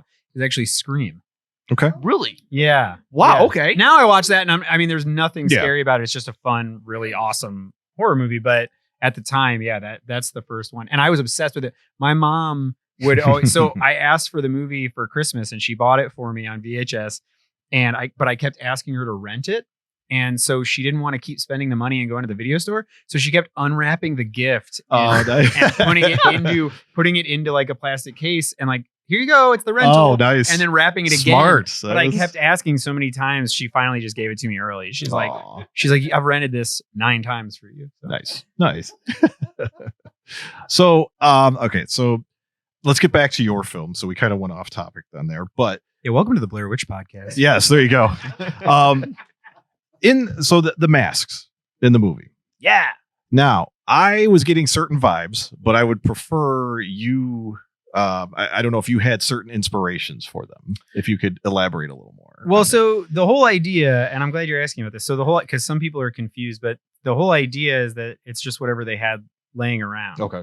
Right. So like, that's why one guy just has a bandana. Another guy has like a Party City mask that's been spray painted. Yep. And then there's the animal masks. Now Yep. the animal masks are paper mache, and those I got from some woman on Etsy who like made them in like Nairobi or something. Okay. It was like this weird. I was looking for a pig mask because I thought it would just like look creepy. Yep. And I found those and I fell in love with them. So I actually bought enough that all of the killers could have animal masks, but then that was for a different movie originally. Okay. It's for a totally different movie. And then when we went to do this, I'm like, well, that's a little too like planned, like that seems like they're trying to be scary. And I didn't really want that. I thought like whatever they had laying around, we toyed Sure. with just like ski masks and stuff. Sure. But just when we set up and I basically just gave people options. I said, whatever you think your character would do, like grab that. And that's what we did. Okay. So that's how it happened. All right. I was hoping I had things like the white mask that you wore was the Hush mask. It looked very similar. Okay. No, that was, well, so I don't know if that was just coincidental. So that was just coincidental. Okay. Great Okay. movie though. Yeah. And then I thought Pig. I'm like Saw maybe. Nope. But nope. Okay. Nope. You're just wrong. Well, Samsonite. I was way off. Well, shit. See you guys later. Nicolas Cage is not the dad, buddy. No, he's Nicolas not. Cage ain't the dad. Yeah. So that was I'm shot down on that one. So it's back to you, Jason, Johnny, All right. Jason So- and Johnny. As we get close to the end, we're going to be doing a little bit that is from our COVID series we're looking to do with Jason here. But before we get there, I want to ask a question, and I think it'd be kind of a fun question. So obviously, this is an independent film, and you financed it through probably friends and family. Yourself, you probably raised money. I think maybe did you guys maybe use a Kickstarter thing to do it, or We did a crowdfunding campaign at the beginning, but we were stupid and we set a smaller goal than the money we knew we needed. And we just thought that we would go above and beyond because a lot of campaigns do. It didn't. It went just barely above what we set the goal at. And I instantly was just like, oh shit. Like, what does that mean? Like, do I give all the money back and say, sorry, it's canceled, we can't do this? Or do I put it on my credit cards? So long story short, I put it on my credit cards, and I spent 2.5 years donating blood plasma twice a week to pay down my debt. I've done university studies to pay it down. I've done Oh, that's where the third arm's coming unspeakable from. eh? things. Yeah. No. But I really have worked my ass off the last like 3 years to pay down the debt. And paid off $20,000. That's in awesome. 3 years. So, thanks. Hey, I honestly, that's not where I was going with my yeah. question, but that's so cool to hear. I mean, that's dedication and that's yeah. the passion. Like, that's why when you came in and you said, like, did you like it? Like, but if people knew what you put into it, the idea of liking or hating it is irrelevant. It's what you gave to bring this to everyone's, like, into their lives. We'll call it that, right? Yeah. I don't want to be like, I don't want to hyperbole or hyperbole or whatever There the you fuck go. that is. You'll get it. Oh, hey, I've been drinking, people. It is what it is. But when you hear, but then again, and this kind of goes with when I was talking about with Willy's Wonderland, when, obviously wasn't the greatest movie, but like you look at it and you're like, yeah, but what was the intent of the film? Like, it was to make you smile, make you laugh. Like, you can love that. Like Psycho Gorman, it was to make you smile, make you laugh. Like, you can love it. Is it great? No, but it's not it's irrelevant. This movie, what we saw here is it's a passion project by friends who got together to make a movie, to bring it to across the country. It doesn't matter if it was good or bad. That's amazing that you guys accomplished something that everybody else would dream to do. You actually did it. And not have the balls to do it. I mean, or continue that it. in itself deserves praise in itself. Thank you. I it's becoming easier. My friends and family know that I'm just like, I'm constantly stressed about the debt. I'm stressed that I won't get to make another movie and all this stuff. I'm not there yet, but I am learning. What my dad always says is, you just got to enjoy the ride. Like, if you don't enjoy this journey, then what the hell, why are you doing it then? So now, and looking back, it's like all the stresses, and I still have some debt, but it's after all of this, the whole journey, I can now look back a little easier and just be like, proud of what we all did. Like, the experience now, I can look back and be like, that's beautiful. Like, I mean, just Shudder is like, it's already just like, dude, like my roommate that I sit there and like watch Seinfeld with or whatever, like we are going to be on this huge platform that we have nothing but respect for. So like that means something. It totally does. And our show, we have like 12 listeners, right? Maybe that.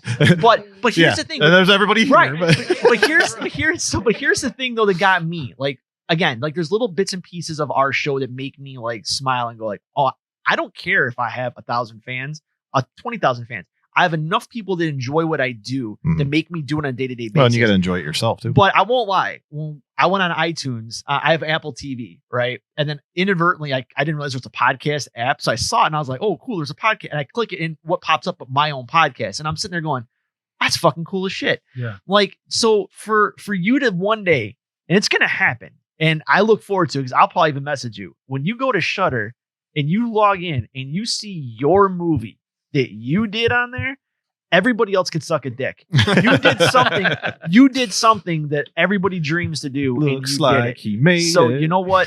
Fuck them. That's badass in my book. Thank you. Yeah. Thank you. Now I hate to ask this question because I this is gonna be kind of a weird one, but I'm gonna go with it. Unlimited money. You could cast any actor and actress. If you had to do like mainstream A movie, like all of a sudden, Straight Edge Kegger gets a brand new release. MGM is buying. Jeff Bezos says you could have any. Well, I was gonna say MGM got bought by Amazon. In this right. role? They're like, Yes. listen, In these yeah, roles? we're gonna Yes. reboot it. But you can have mainstream. He wants to actors go and from actors. Shudder to Amazon Right, Prime. right. Who are you casting as your villain, and who are you casting as your two protagonists? Dun, dun, dun. You can have any actor, anybody out there you want. Who do you Boy. choose? Okay, so I told you I'm bad with names. Okay. So I'm gonna mispronounce and I'm probably gonna say the wrong fucking people. Maybe is named Maybe because I pictured Aaliyah Shawkat. Oh, Arrested Development. Did I say it right? You I say her did. name right? You did. Yes, score 1. Okay. So she would be the girl. Brad would be played by.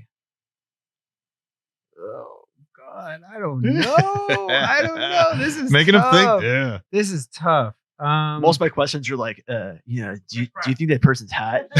Like, this is the great. I finally got a question that stumped somebody. Who? Chris Pratt is Brad? I could see that. I could. Yeah. And bit of comedic value to it. Yeah. Yeah. Yeah, I could see that. I hate this because I have no idea right now. I have no idea. You know what? Honestly, I'm going to try to get you an answer as I like skip around it real quick. But I have been asked about remakes. I've been asked about sequels, and I would never want to do either one for this movie. Sure.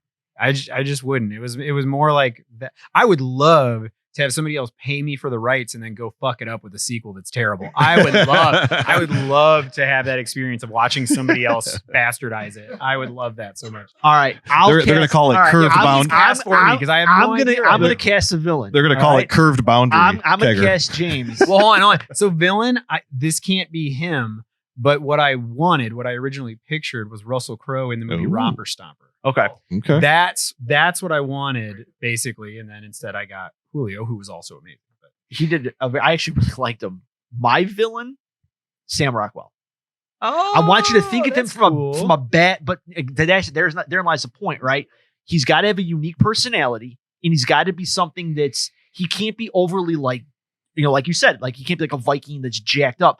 But Sam Rockwell can play a lot of parts. That dude is talk about an actor that's really blown up as an actor. Like gone from, if you've never seen The Way, Way Back, highly suggest it out there, people. If you've never seen The Way, Way Back, he's amazing in The Way, Way Back with Steve Carell. It's a great movie. But Sam Rockwell's my choice for a villain. Logan, what are you going with? Throw me somebody. Villain, or I would probably. Man, that's I'm kind of along with you. It's hard to it's so hard. think of specific people that could fit that.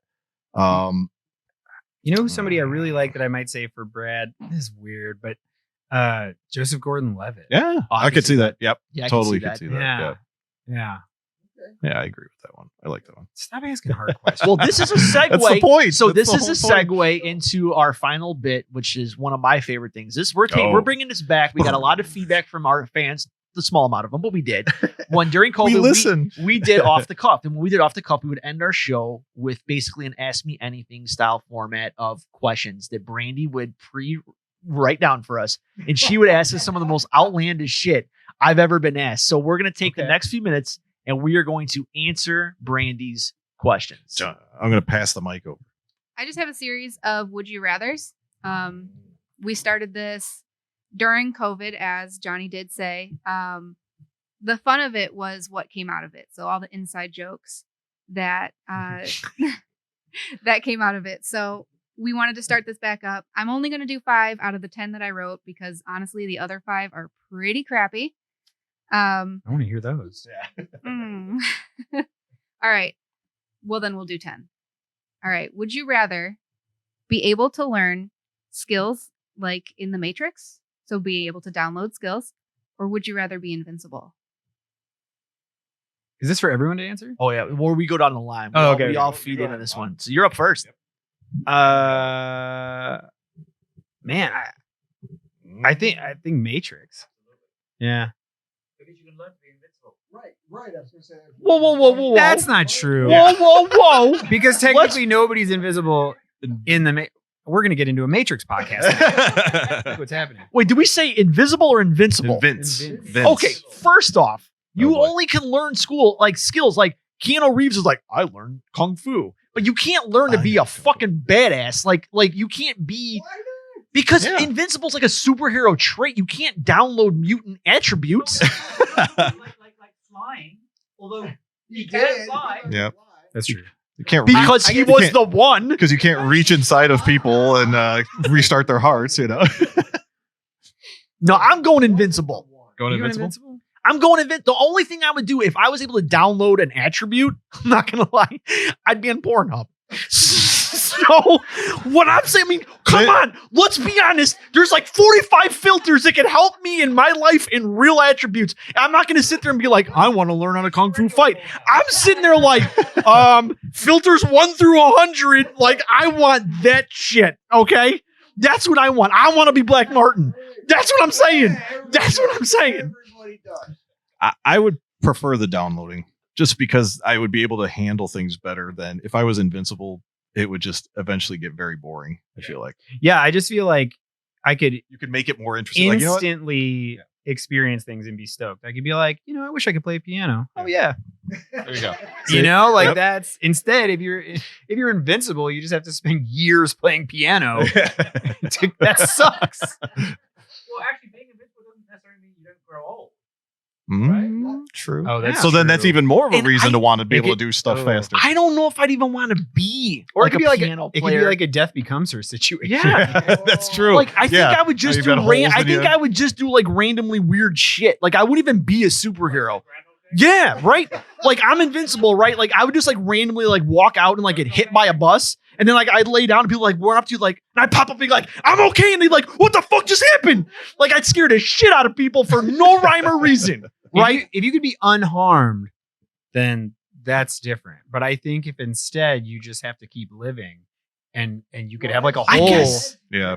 in Invincible, you. I guess, could be immortal in a way. Eh? but I think it's a different- Oh, wouldn't that be really weird? Like if you can't die, but just like bits and pieces if you fall off randomly. Like a dude shoots you, like your face is gone. Yeah. You're just like, you're invincible, but by the way, you only have like half an eye. Like you can't even like kind of see. You're walking in a circle constantly. You're like, I can live, but I'm just walking in a complete circle over and over and over again. think we were right on that. For the record, I'd go with the Matrix. All right. Ah, this is horseshit. Imagine how many languages you could learn right away. However many there are. All of them. 6 million. They're all Greek to me. Yeah. Opa. All right, number 2. Would you rather go camping in the forest from Evil Dead or the woods from the Blair Witch Project?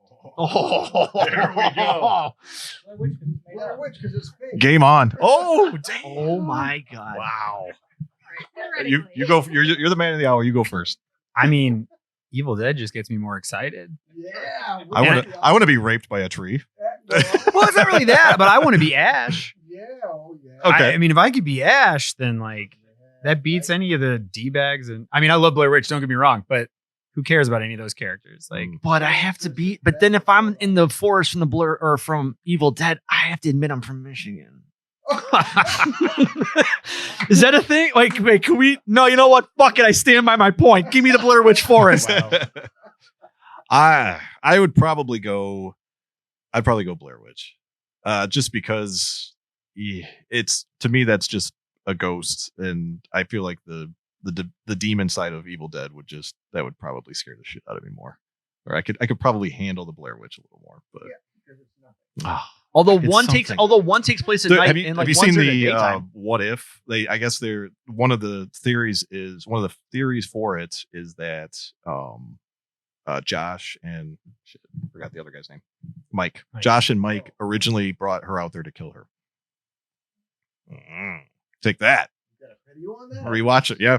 I'd say It's from Yes. the same. It's rewatch it with that in your mind, and maybe you'll go, hey, it's not fake, or it is fake, but it's intentional. he's going hard. I think Yeah, he's I'm more going to convert you. He's I will more convert you. passionate about this than my Willy's Wonderland issue. I'm just saying right now.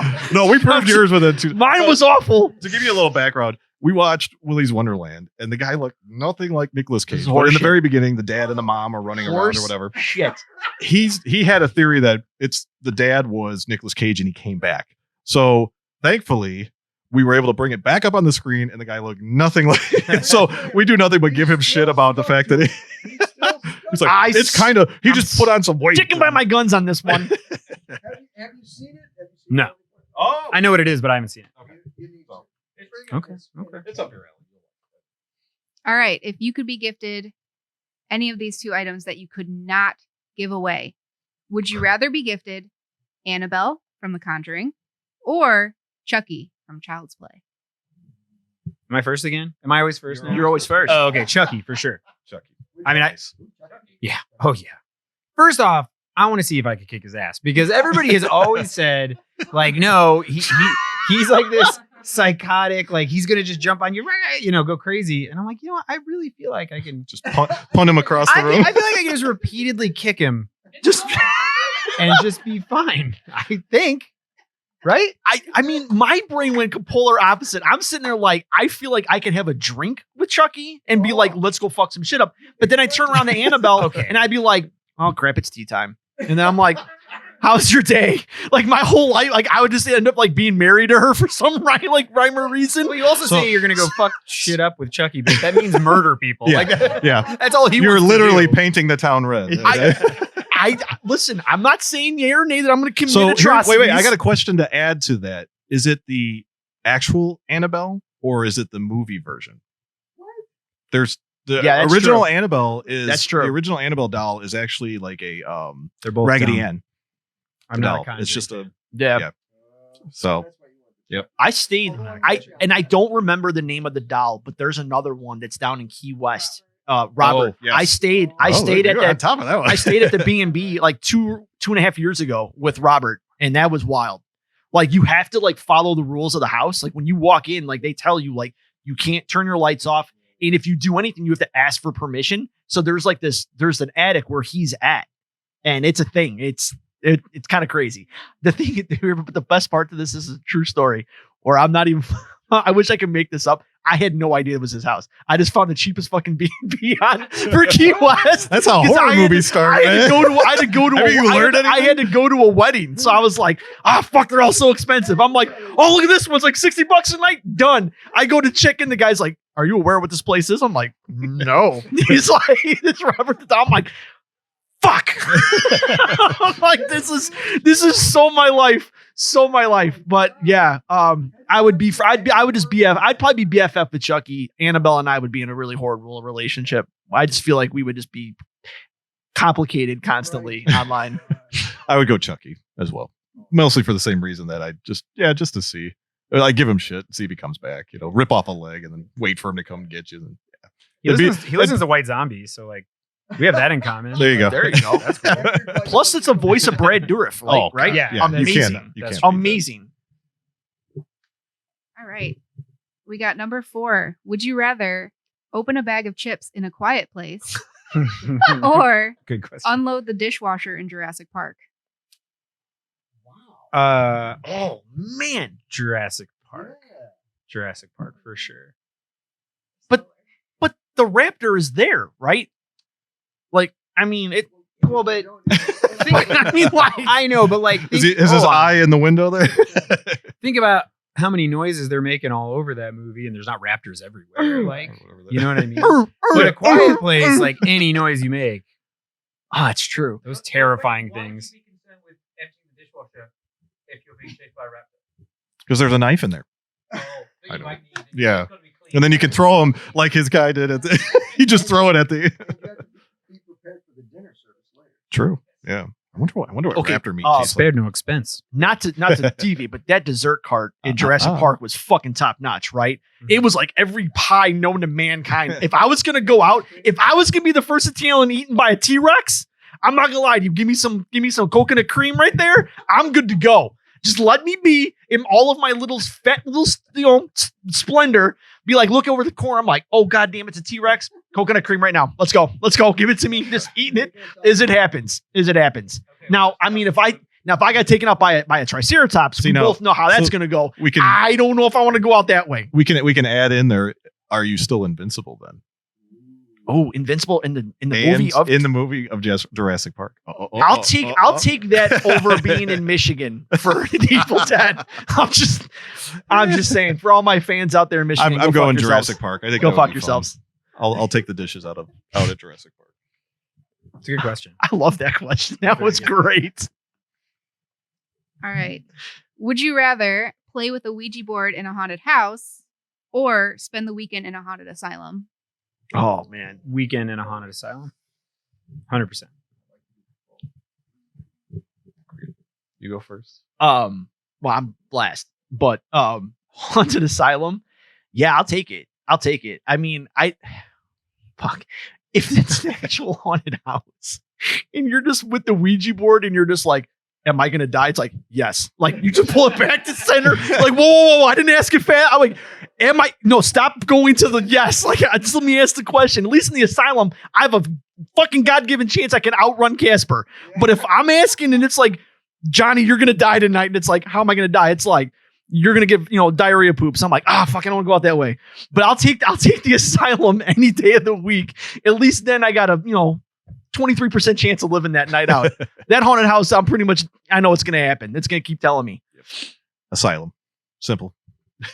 Casper was a friendly ghost, just for the record. That is.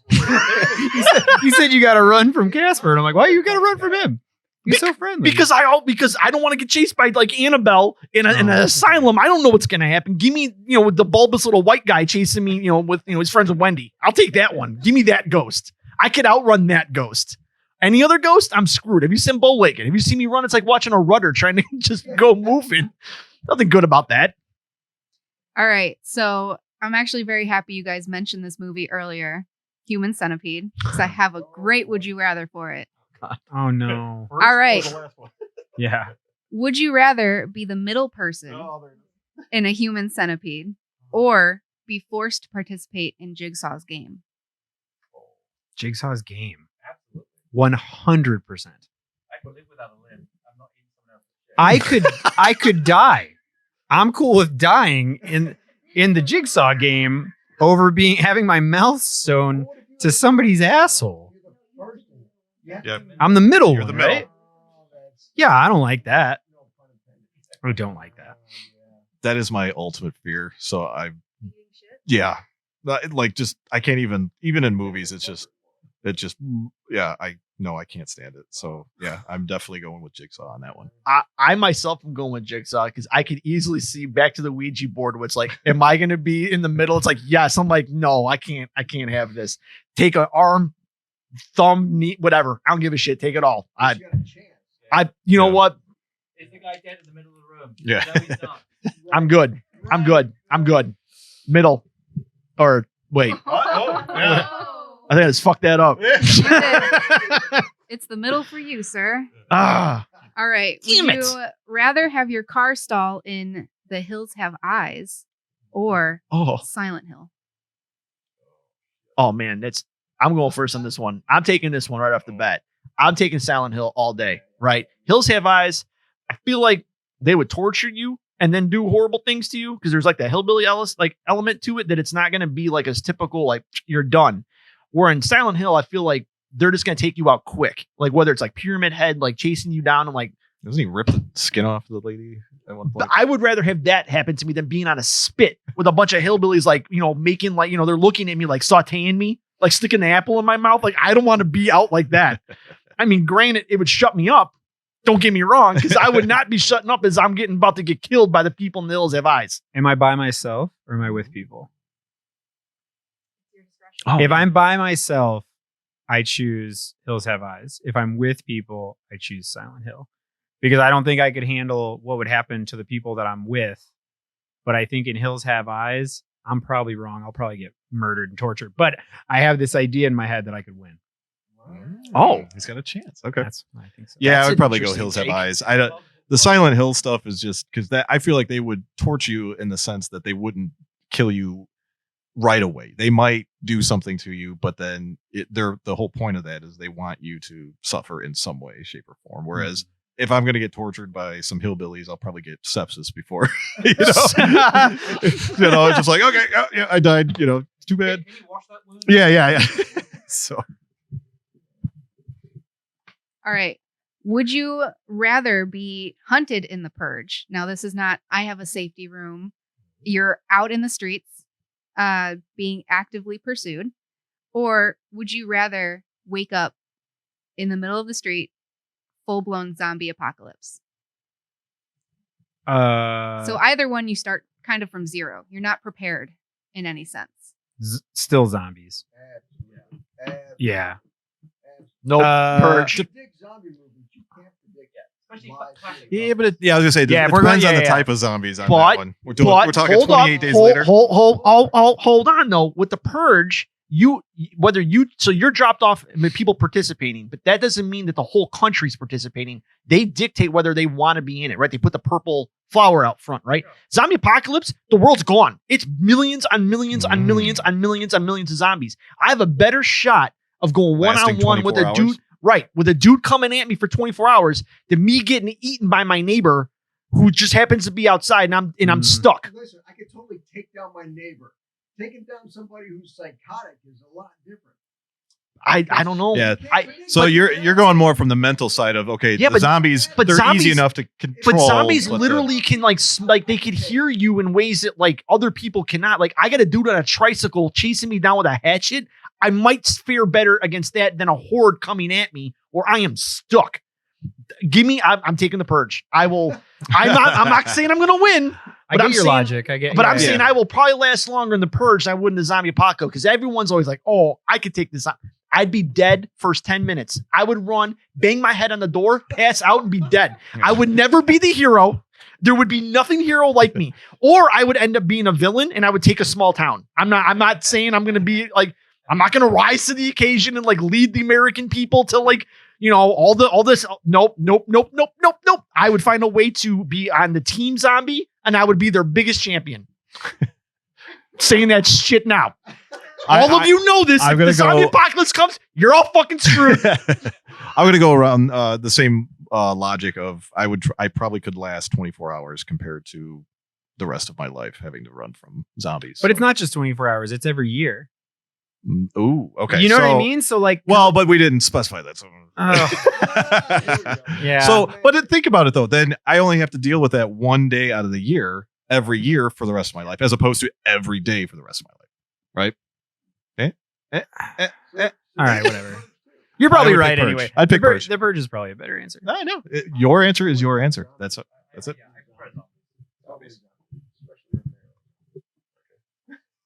All right. Would you rather swim with Bruce from Jaws or have a sleepover with Reagan from The Exorcist? Oh God. Reagan, 100%. Yeah. We would party. I'm gonna go with She's got that Reagan. whole spinning head trick. It's Yeah. phenomenal. Just don't get her too drunk. She throws up green pea soup all over the place. Yeah. Yeah, I'm not gonna lie. Reagan and I have a very similar dialect, right? But I am not swimming in the ocean with Bruce. Like, no. You That's might be fine with Bruce until you get cut, right? Bruce No. might leave you alone. No. Yeah. He took down how many barrels? 3 barrels. 3 barrels. 3 barrels. I had never seen him take down one before. Do a barrel roll. All right. I'm going to pass it back over. I was going to say Reagan, by the way. All right. Well, this is my last one. If you were stuck in the typical horror movie, would you rather never trip over anything or always be able to start your car on the first try? Start the car on the first try. Yeah.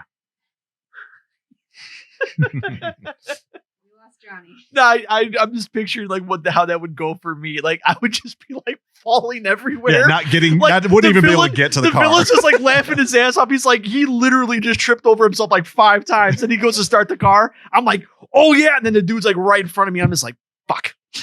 Like, he caught up to me the entire time. Yeah, I'm not much of a tripper, so as long as I have my normal skill set, Ah. if you're saying that instead I trip all the time, then I don't know. That changes the answer, but I would probably go the tripping route. I would not want to trip. No, I'm going with the start the car thing. Okay. I know Can't that run would be forever, man. Yeah, I'm going with start the car because I mean, I don't know. I'm not like the worst. I would be. There's nothing great about, no redeeming qualities about me. I'd be dead so many ways in a horror movie. It's not even good. There's nothing good. Those Okay. are good. I like That was everything. That was all the questions we had. So I liked it. That was fun. Thank you, Brandy. Yeah. Finally on mic for your request. Ah, there we go. Yay. Brandy was on. You deserve more credit. Let's see. All right. Yeah, we got one clap at least. All right. So then let's see. Any questions from you guys for Jason? I guess we could leave that out there. Yeah. A lot. Okay. Uh, Actually, let me do this. oh, Yeah, so we can actually hear you. okay. So, when they turned on him, when the straight edge community or straight edge, the keepers of the straight edge, let's say, however you want to put it, I like that. decided to turn on him and decided that he was going to leave them. Why did they take it to that level? Because they hadn't shown that I'm so happy that you're asking this initiative question. before. Why did all of a sudden they figured instead of he was nervous. He pushed him on the porch. Mhm. I didn't mean to raise my hand, but I'm willing to kill everybody around me now. It's a very good question, and the sad answer is that in the script there's about 8 pages of transition from we're pissed at each other to them being more and more militant and frustrated with what's happening. And you were supposed to see a part of the slow motion montage where they're just playing like grab ass together and like the straight edgers are walking around looking badass. The idea was that there would also be like James like beating up somebody with a cigarette in their mouth, and like you were supposed to see them becoming more and more militant, more violent to transition into the second part of the movie. And we just never were able to do it, basically. Partially because we had to so as you said, Corey doesn't live locally. And so we tried in those 11 days to make it so that's all we had, because we didn't really have any money to just schlep him back and forth, And so so that complicated it. Sending Chris back complicated it. Sending back a bunch of gear complicated it. And it eventually got to a point where the rough edit was what it was. And we were like, you know what? Maybe this plays. Hindsight, I wish I could go back and do that stuff. So that it wasn't such a jarring transition.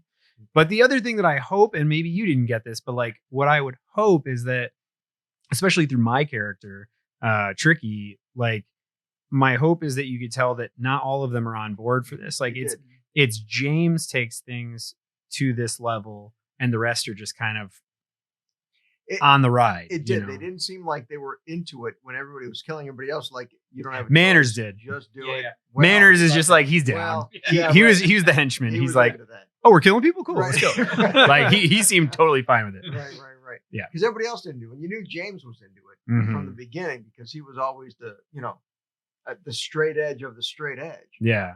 But if everybody else was not into it and they still participated, because even like your character, when he, shot. Okay, hold on. Oh. Okay, so did everybody miss that? Because I promise we show it in the movie. I'm getting a nod. He didn't shoot anybody. They show the couch, and there's the bolt.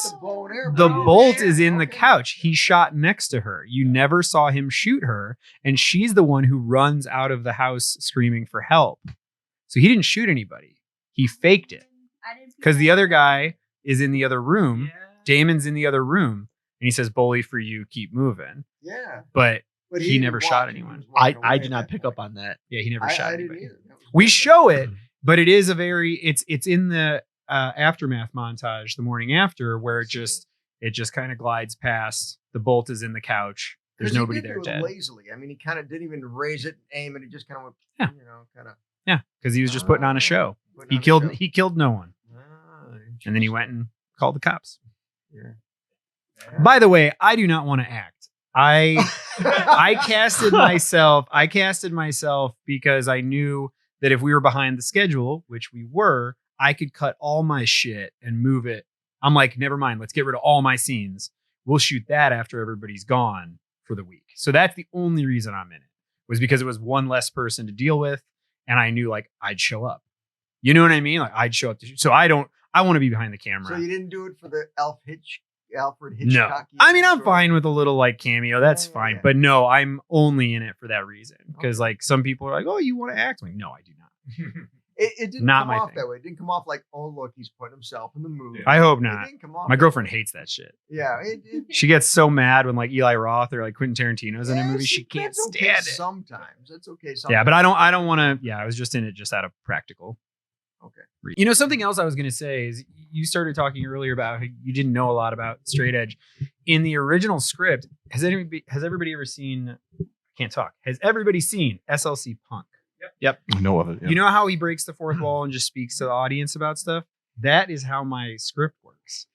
That Corey, Brad, he walks around talking to the camera and explains. He does like this whole history of punk thing. And then we were like, maybe that's not going to work so well. So we thought, let's have the lead singer of Ugly Bones do it. Actually, wow, this is blowing my mind. I forgot. Originally, the idea was to get a celebrity punk involved. So I tried to get Keith Morris from Black Flag and the Circle Jerks to do it. Wow. He was very nice, but basically it was just like, you got no money, man. Like we can't do it. But yeah, that was the original idea, is that we would, because we couldn't have celebrities in the movie. So I thought, like, what if we had just this voiceover or whatever, where it's this iconic punk? That's pretty cool. But then we didn't do any of it. We got the rough cut to the movie, and we were like, I was way over and scene budget. Yeah. And I was just like, you know what? Maybe it works better without it anyway. You know, like maybe people would be like, you're over explaining, because I hate that shit in movies. I hate when they're like, they spend 5 minutes just explaining to you the setup or the end. Yeah. Like that stuff's tough for me. So maybe it worked out better. But yeah, for some people like you, maybe you're a little bit like, well, I wish I understood a little more.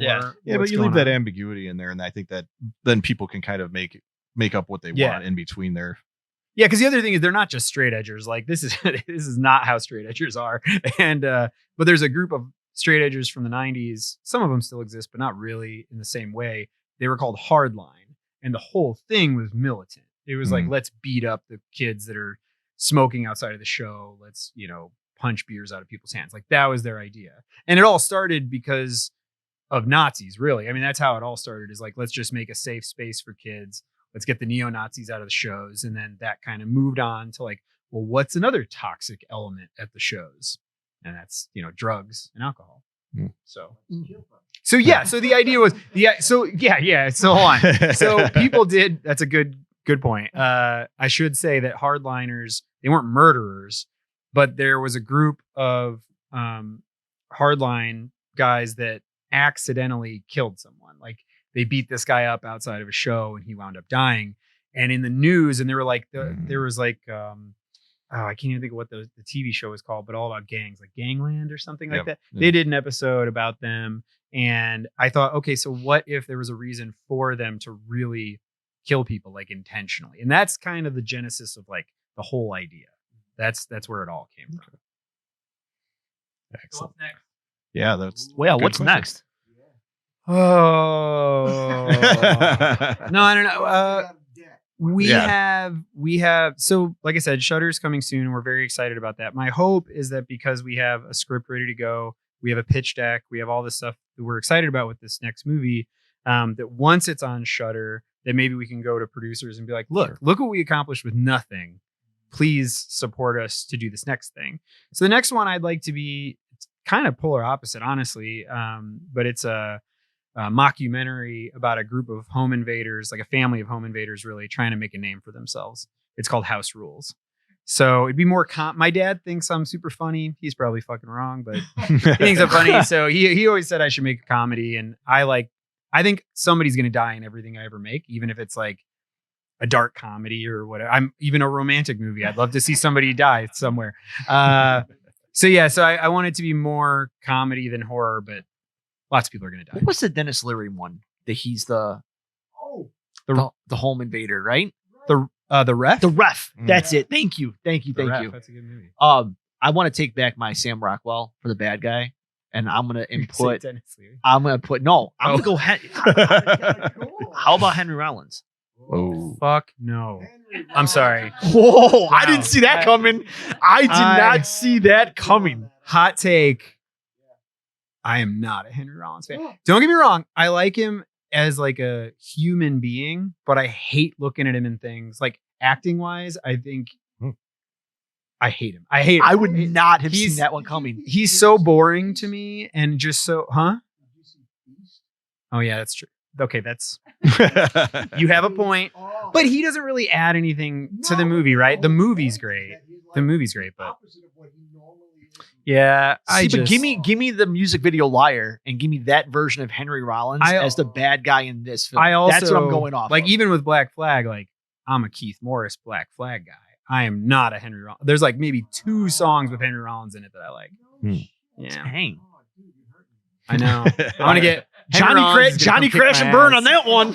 Henry Rollins is gonna come kick my ass now. I also hate his spoken word.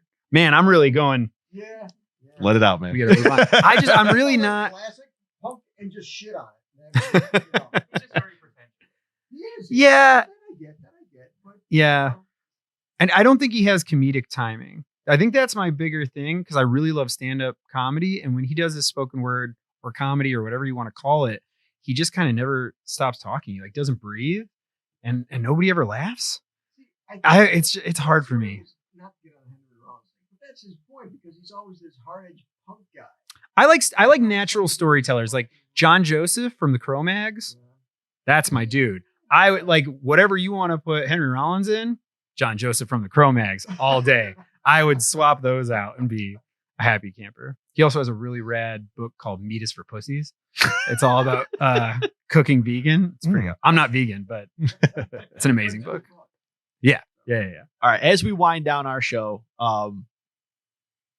I will propose an offer to you. I know Logan's got a few things he wants to talk about, but there's a movie that I want to screen. I know we've talked about it before, and it would be a little rough around the collar, but I don't know if you've ever seen this one. We talk about indie films and comedy. One of my favorites, which was from last October, where I literally called you at like 1:00 in the morning after I'd watched it, and I thought it was the funniest fucking thing I'd ever seen. Have you ever seen the movie She Kills with Her Crotch? No. I've never even heard. Okay, it was a horror box exclusive. She kills. She Kills. It's called She Kills. And it's basically a bunch of friends again that got together and made multiple films. Like they've made, I think they actually did like Couch Shark was one of them. I think they did, but they did this movie and it's like a 1970s exploitation film. It's a horror film, and it's about the vengeance of this woman who has her fiance killed. It's hysterical. I've not laughed at a horror movie like that in my lifetime. I'd like to invite you back to watch that with us and give us your opinion on another independent film, especially one that has a little bit of buzz. And I think it's on Shudder, if I'm not mistaken. But was it Shudder or Tubi? It's on a lot, but it's actually it it was one of the like exclusive in the Horror Box monthly giveaway. It was one of the big ones. And when I put it on to watch it, I'm like, this is gonna be the stupidest thing. And then within the first 20 minutes, I'm like, I'm texting Logan, and I'm like, I'm fucking it up. I know, edit it out. I don't give a shit. 5, 4, 3. Like 20 minutes into the movie, I'm text messaging Logan, and I'm like, this is the greatest thing I've ever seen. And then I made him watch it, and he was like, oh, it was fucking funny. I was died. Does she have vagina dentata? Like no. Way worse than that. Way worse than that. But we wanted to make a mock trailer called Vajaws. Nice. There you go. Sounds very. That's similar. awesome. Yes, I love it. I love it. But yeah, I would like you to come back and watch that with us the next time. I just kind of caught that. I don't even heard you. I didn't hear shit. Okay, good. It's probably better off. Just keep going. Keep it rolling. Keep it rolling. Yes. So you got jokes. While we're on movies, I had an idea. Now you probably get this all the time, just because you've been a director. I was thinking we could pitch something to Jason. An idea. I don't know, Jason. Do you want to hear something like this? No, I gotta go. Yeah. So no. Yeah. So no, okay. So my thought was, you have podcasters that invite a director from a movie to be on their podcast. As he watches the movie, after we watch the movie, we then kidnap him and force him to put us in his movie. What do you think of that premise? Again, I have to go. No. So I'm sorry. I was on my way here, and I called Johnny, and I was like, dude, we should kidnap. We should totally kidnap him. I want to be in a movie. I got an idea. I need my name on IMDb somehow. Let's tell him, because my pitch was different. I'm like, I got an idea of how I can get in one of his movies. Here's my idea. I don't pitch it that I'm an amazing actor, but I tell him that I will die in the most gruesome and awful way possible. But Jaws. So I said, what if I met my demise at the hands of a 22-inch pink dildo? Right? Like nothing else. Like I don't have any lines. I just walk into the room. I'm like, and some dude just beats the shit out of me like Glenn from The Walking Dead. And I got like an eyeball hanging. I got like a eyeball hanging out, and I reach up with like a 20, and I'm like, still worth it. And that's it. I just die. And on my only credit on Internet Movie Database, because I won't say the fucking acronym because I can't say it. Yep. Internet Movie Database, it just says man kill with pink dildo. That's IMDb it. All the time. Oh, I thought you meant like legally you couldn't say. No. I was He like, just, yeah, you can. He just can't. For some reason, his brain just goes. with the So yeah, I want my only credit in my lifetime to be man killed with gigantic pink dildo. That's it. I did like some of the names you had in the credits. Was it Dead by Bear Trap? Dead by. Oh yeah. I was laughing at the coitus couple. I was like, I like that one. Yeah. I could go with that. Well, because honestly, that was probably just me sitting there on my laptop going, "What the hell do I call him?" And my girlfriend's like, "Coitus couple." There you go. Boom. See. There you go. The only one that I put any thought into because it came up like right away was Emily 40 Hands. Yes. Like, that's perfect. Yeah. I liked that one. That was perfect. Can I say that I'd like to see a whole movie just on her Yeah, story? I know, right? Dead serious. Oh wait, you know what? I just realized because you guys don't know this, like you haven't seen the movie and seen like the deleted scenes. She dies in the original cut of the film. Like she realizes that the window is now open because he had lifted it at night and left it open. So she looks up and she's like, "Oh, okay." So she starts to climb out, and then she sees a dead body and she's like, "What the?" And she slips and falls. She breaks the 40-ounce bottles and cuts her neck open, and she bleeds out. That would have been awesome.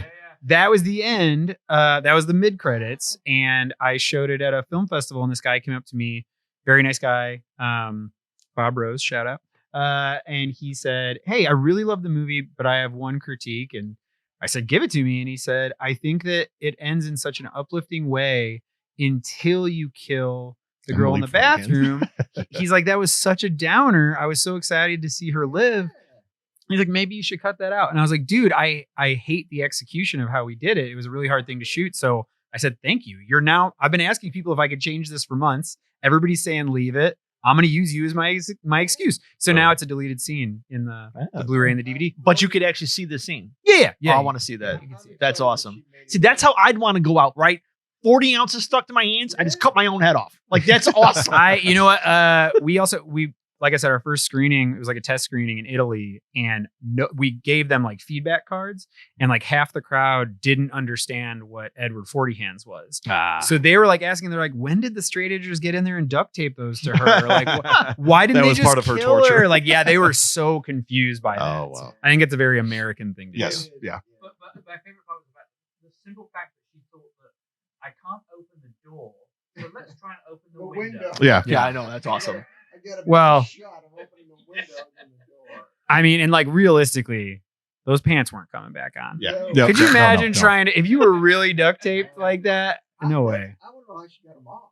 I mean, I guess. Yeah. Well, But but I think yeah, we no. talked about that, and I was like, well, maybe her friend like helped her with that part, And then walked away. but then yeah. she gets locked in the bathroom.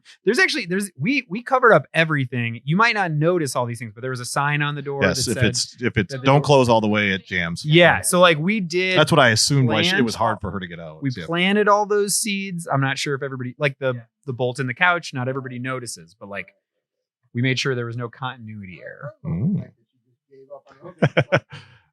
And then it's warm beer. Oh, Fuck it's it. warm. I'll shoot you the other one. I loved it. And that was pretty good. I have to admit. We actually just found her at a punk show too. Ah. We were at an Ugly Bone show. She was outside, and I was like, "That girl looks perfect for it." But I didn't want to be the creepy director guy. But so I told my girlfriend that. Want to be in a movie? Yeah, right. So I told my girlfriend that, and she was like, "Oh, I'll go ask her." And then there you go. And we're still friends. I mean, we don't talk much, but we talk to everyone. I mean, that's how I got on the podcast. He had a leather couch, and he would ask me, like, "Do you want to be on a podcast? Had a camera. You want to set be up on a and everything, podcast? There really is no job." Yeah. Yeah. I've got this 22-inch pink dildo. Oh my God. Well, I got nothing else on that one. Yeah. I got nothing. I'm ending it on. I'm dead by pink dildo. It is what it is. It is what Well, it is. I have to say it was fun. This is our first time doing this with an actual person that had something to do with the film. It's been a blast. I've had a lot of fun. Like Johnny said, we hope we can have you back for even just a viewing, and you sit with us. And chill out yeah. and- this has been fun for Yeah, sure. I've had it. Thanks for having me. Yeah, no. Your Thanks for insights is awesome. Your Yeah. personality is fantastic. You've been a Aw. great asset to today's show. It's been you never know what you're gonna get from a person that sits there. They're either they talk kind of like this. And they're just kind of like, here's the thing about my Or movie." one-word answers. And you're just kind of like, and then you gotta like break character, and you're just like, fucking say something. Right? Speak up. You know, like, but it's been cool. You've been awesome. You've been everything we could have wanted for our first guest. So, On the first guest? friend. Oh yeah. The first, First director. We've had Okay. other personalities, but this is the first person that we would consider like. Yeah. So, we might lose a follower. said Come on, baby. yeah, one of our big fans. We can't lose them. No, I mean you're somebody that we would like. We review what you do, so you're up here. Like we would put you in a high esteem. So having you on our show allows us to pick the brain of. That's a mistake. It elevated us a little bit. Yeah, more. right. You know, No, but I appreciate like that. it. That's awesome. So Yeah, thank you for being here. Thank you for everything you've brought to us, and the movie that you made is fantastic. For those of you and at keep us home, up to date too with like house rules and stuff like that. For If sure, they start yeah. getting, even if it's film festivals and stuff, we'll if definitely you go on. need Hell if yeah. you need pitchmen to go out there and make asses of themselves, Or I will make an ass out of You know myself for free. Yeah. I work for free. At some point, I may just have to have somebody pretend to be my agent. Honestly, that might have to be the thing. 'cause- Oh, that could be 'cause I done. do- I could do that. I do think there's like something. I have a dual undergrad like degree and then a master's. Like I could do this. Well, if you don't bring up the pink dildo, maybe we could work something Ah, out. fuck! There's my first thing off the list. God damn it! Gone. It was on the rider. Green M&Ms and a giant pink goddamn dildo. Oh. So thank you for listening out there. For everyone that tuned in, thank you on those that came on Instagram Live. Thank you so much. I think there was like 3 of them. I don't know who you are, but thanks, Mom and Dad. Surprisingly. Hey, that's even better. I want to thank all of our fans. Thank you for who came in today. Again, thank you to our friend at Black Martin. Thank you for Ghoulish Mortals for giving us a place to be. Thank you for our new fans. Thank you for our new friend. My name's Johnny. You can find me on Instagram at I know Johnny, IKNOWJONNY. If you want to send me messages, I will reply. Please don't Maybe. send me any more pictures. I can't. You can't get penicillin into your phone. I've tried. So please stop with the pictures. I'm done with that now. That joke is well run its course. And I'm Logan Lynch, and you can find me on Instagram at IEMLOGANLYNCH. We've got our off-brand website is oftbrand.wixsite.com/podcast. And our Instagram is offbrand_podcast, OFTBRAND_PODCAST. Ta-da. What else? Oh, wait, Facebook and YouTube, I guess, if you want to look that shit up. Off-brand podcast, Facebook and YouTube. Damn it. Every time I forget that. Sorry. Oh, we should also give a And- shout out to purchase this wonderful movie Yes. along with an awesome t-shirt, Kill to Keep Kids Off of Drugs. Go to weirdontoppictures.com Mm-hmm. and be sure to check out their store. They got action figures, which I think is pretty neat. There were Those are all sold out, but thank you for the plug. I didn't check stock quantity, but it really neat way to promote the movie. I thought the merchandising was fantastic for it. So weirdontoppictures.com. Go check out their store, support it. The more you buy, the better chance we get to get another movie out of Jason Zink, which is what we all want. Amen. Thank you, everyone. Thank you. Thank you. Thank you. Thank you. Yay. All good? Hit the theme song.